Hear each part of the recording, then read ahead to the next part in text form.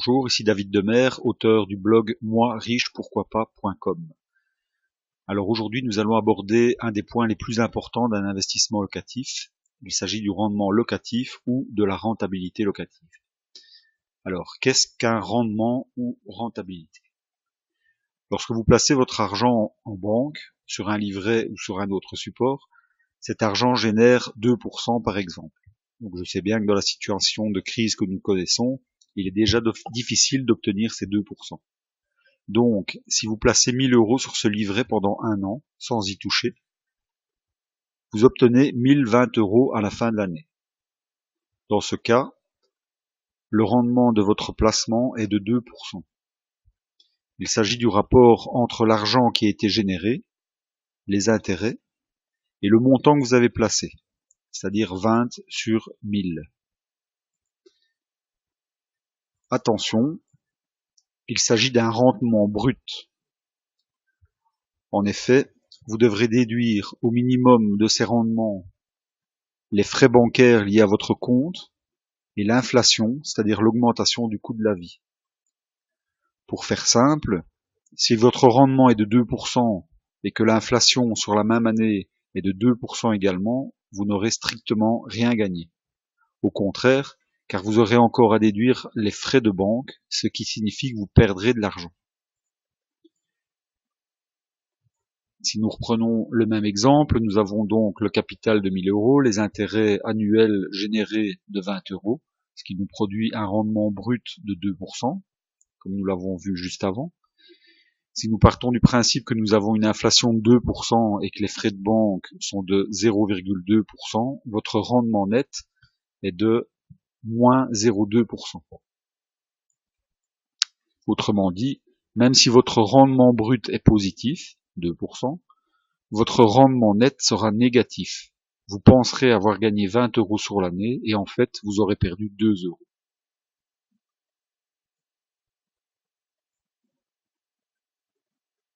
Alors, le combat contre l'inflation.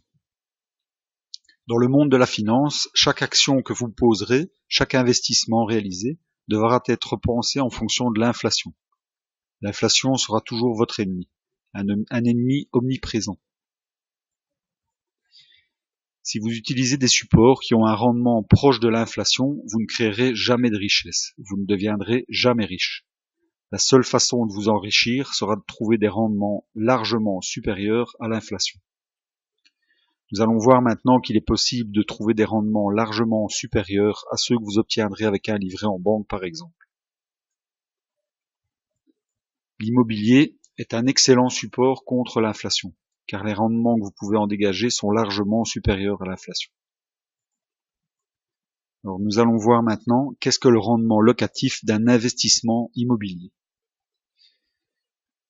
Dans le cas d'un investissement locatif immobilier, le principe est similaire à un placement d'argent sur un livret.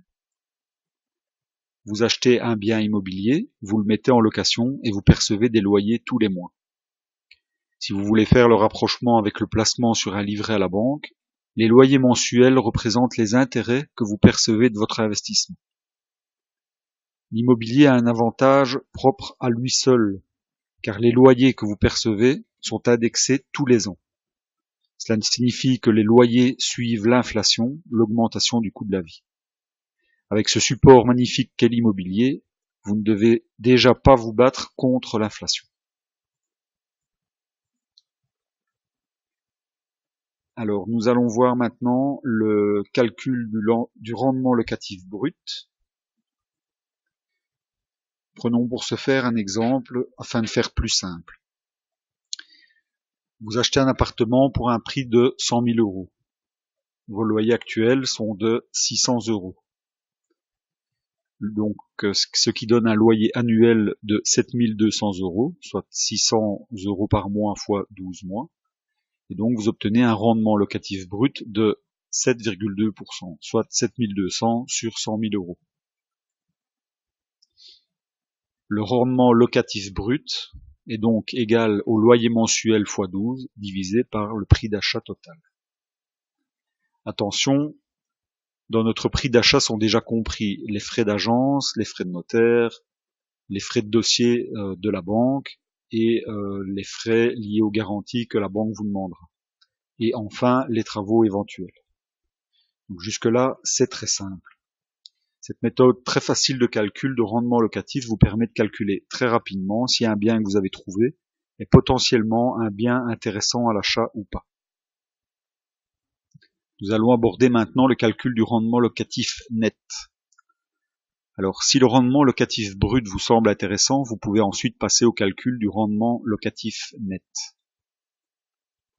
Vous devrez, si vous voulez calculer le rendement locatif net, déduire tous les frais et charges liés à votre bien immobilier une fois l'achat et les travaux réalisés.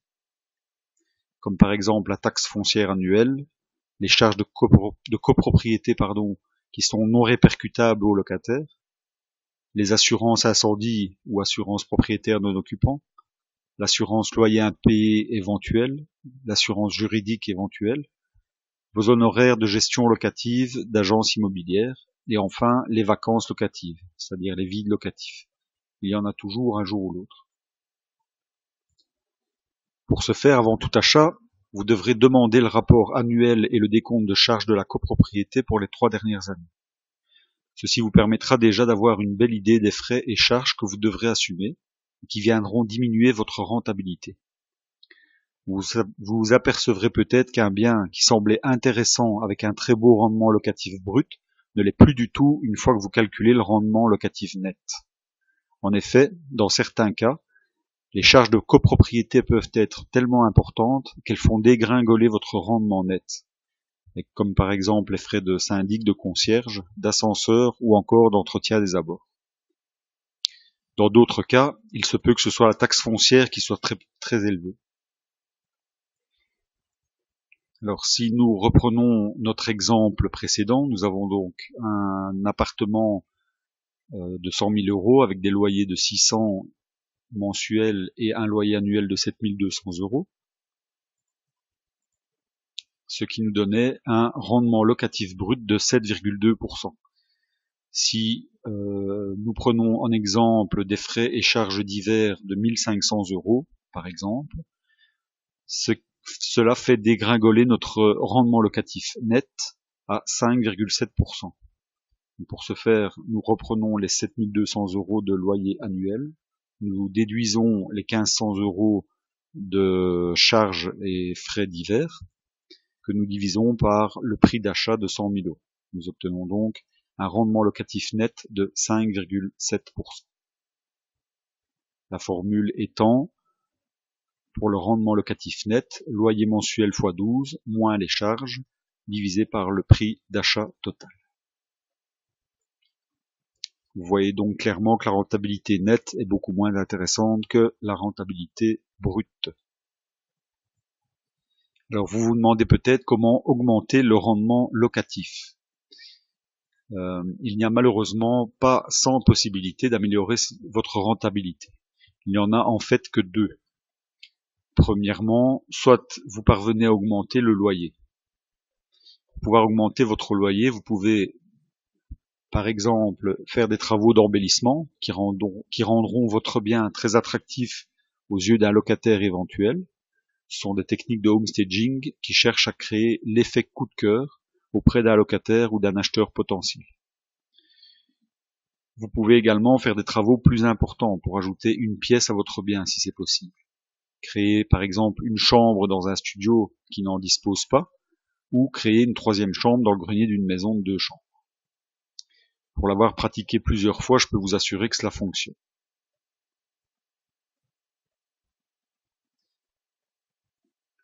Une deuxième possibilité d'augmenter votre rendement locatif consiste à diminuer votre prix d'achat.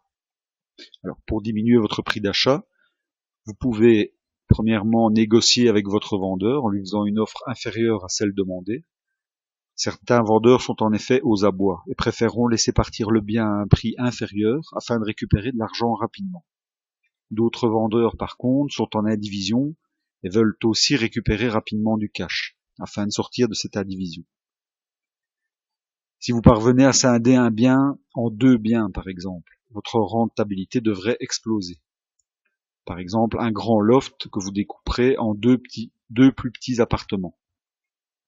Il y a également les ventes publiques, dans lesquelles vous pouvez faire d'excellentes affaires, si vous n'êtes pas trop d'acheteurs potentiels. Alors, quelle rentabilité minimum obtenir? Alors, cette question est très personnelle, et vous pouvez poser la question à 10 investisseurs, vous risquez bien d'avoir 10 réponses différentes. L'immobilier est un placement qui demande plus de temps, d'énergie et d'efforts qu'un autre placement financier du type action, obligation, assurance.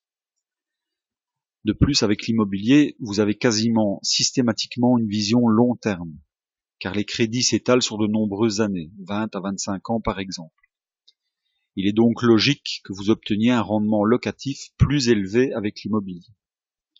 Alors pour ma part, et ceci n'engage bien sûr que moi, je ne cherche que des biens avec des rentabilités brutes de l'ordre de 10% minimum. C'est juste pour vous donner un ordre de grandeur. Et je sais qu'en annonçant un chiffre comme celui-là, je vais m'attirer les foudres de certains lecteurs ou de certains professionnels. Je me répète, chacun a son avis sur ce sujet. Attention, ceci est un point important. Vous dites peut-être que pour obtenir 10% en brut, il est plus facile d'investir dans des fonds de placement. Et je ne peux pas vous donner tort, vous avez certainement raison. N'oubliez quand même pas une chose très, très importante. C'est en fait l'effet de levier qui est lié au crédit immobilier. En effet, si vous avez 20 000 euros d'apport ou d'effort propre, vous pouvez faire par exemple un crédit de 100 000 euros. Vous obtenez ainsi un capital à investir de 120 000 euros. Mais surtout, vous avez un effet de levier de 5, ce qui correspond aux 20 000 euros d'effort propre sur les 100 000 euros empruntés. Ceci signifie que la rentabilité de votre argent propre, c'est-à-dire l'argent que vous avez investi de votre poche, est 5 fois supérieure à la rentabilité que vous obtenez. Alors, un autre point important à retenir, la rentabilité est importante, nous l'avons vu. Soyez par contre conscient d'une chose, elle risque fort de diminuer avec les années. Effectivement, vous avez fait un bel achat cette année et vous avez une rentabilité de l'ordre de 10% brut. Eh bien, dans 10 ou 20 ans, votre bien aura pris de la valeur. Et lorsque vous ferez à nouveau le calcul de rentabilité, vous constaterez peut-être que les loyers n'ont pas suivi la même progression que la valeur de vos biens. Vous pourrez alors très bien vous retrouver avec une rentabilité brute de 5%. Si vous jugez que c'était insuffisant à ce moment-là, il faudra peut-être alors penser à revendre pour acheter un autre bien avec un rendement locatif supérieur. Alors nous allons envisager maintenant quelques cas personnels que j'ai vécus ou recommandations que j'ai à vous donner. Alors, premièrement, pour éviter les charges de copropriété et les assemblées générales annuelles, personnellement, je n'achète jamais de biens dans des copropriétés. Je l'ai fait une seule fois et je peux vous assurer que cela m'a suffi. Un deuxième cas personnel vécu, je me souviens avoir un jour acheté une maison. Elle possédait 2 chambres au premier étage et était occupée par un locataire. Un jour, à l'approche d'une naissance, il me demande s'il peut réaliser à ses frais des travaux dans le grenier, qui était vide, afin d'obtenir une 3e chambre. Alors je n'ai pas accepté qu'il le fasse lui-même, par contre je lui ai proposé de faire les travaux moi-même et d'augmenter son loyer de 100 euros par mois. Ma rentabilité a été augmentée considérablement au passage, pour quelques heures de main-d'œuvre, quelques bouts de bois et quelques plaques. Au final, il a quitté les lieux après quelques années, mais la maison a toujours actuellement ses 3 chambres au lieu de 2, et le loyer n'a pas diminué. Alors, exemple suivant. Je pense donc également à une autre maison que j'ai achetée. Elle était très grande, trop grande même.